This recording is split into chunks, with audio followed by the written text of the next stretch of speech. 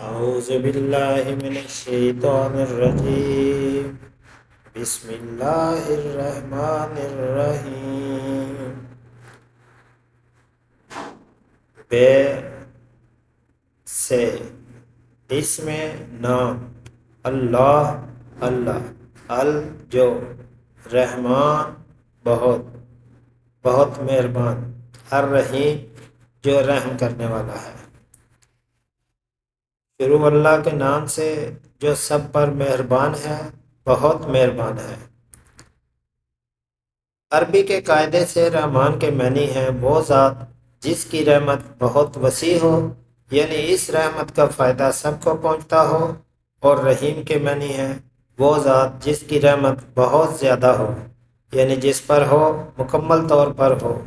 اللہ تعالیٰ کی رحمت دنیا میں سب کو پہنچتی ہے، جس سے مومن کافر سب فیض یاب ہو کر رزق پاتے ہیں اور دنیا کی نعمتوں سے فائدہ اٹھاتے ہیں، اور آخرت میں اگرچہ کافروں پر رحمت نہیں ہوگی لیکن جس کسی پر یعنی مومنوں پر ہوگی، مکمل ہوگی کہ نعمتوں کے ساتھ کسی تکلیف کا کوئی شائبہ نہیں ہوگا۔ رحمان اور رحیم کے معنی ہے، رحمان اور رحیم کے معنی میں جو یہ فرق ہے، اس کو ظاہر کرنے کے لیے رحمان کا ترجمہ سب پر مہربان اور رحیم کا ترجمہ بہت مہربان کیا گیا ہے۔ الحمدللہ رب العالمین۔ الحمد تمام تعریفیں، للہ اللہ کے لیے، رب العالمین تمام جہان، تمام تعریفیں اللہ کی ہیں جو تمام جہانوں کا پروردگار ہے۔ اگر آپ کسی عمارت کی تعریف کریں تو در حقیقت وہ اس کے بنانے والے کی تعریف ہوتی ہے، لہٰذا اس کائنات میں جس کسی چیز کی تعریف کی جائے وہ بالآخر اللہ تعالیٰ کی ہی تعریف ہے، کیونکہ وہ ہر چیز اسی کی بنائی ہوئی ہے۔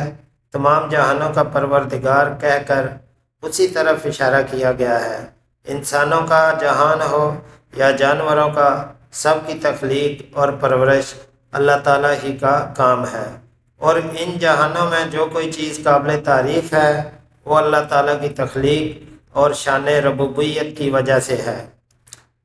الرحمن الرحیم، الرحمن ہے جو بہت مہربان، الرحیم رحم کرنے والا، جو سب پر مہربان ہے، بہت مہربان ہے۔ مالک یوم الدین، مالک مالک، یوم دن، الدین بدلہ، جو روز جزا کا مالک ہے۔ روز جزا کا مطلب ہے وہ دن جب تمام بندوں کو ان کے دنیا میں کیے ہوئے اعمال کا بدلہ دیا جائے گا۔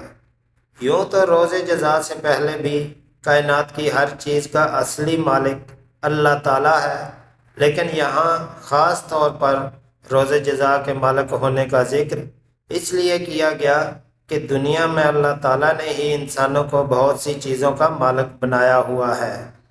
یہ ملکیت اگرچہ ناقص اور عارضی ہے، تاہم ظاہری صورت کے لحاظ سے ملکیت ہی ہے، لیکن قیامت کے دن جب جزا و سزا کا مرحلہ آئے گا تو یہ ناقص اور عارضی ملکیتیں بھی ختم ہو جائیں گی۔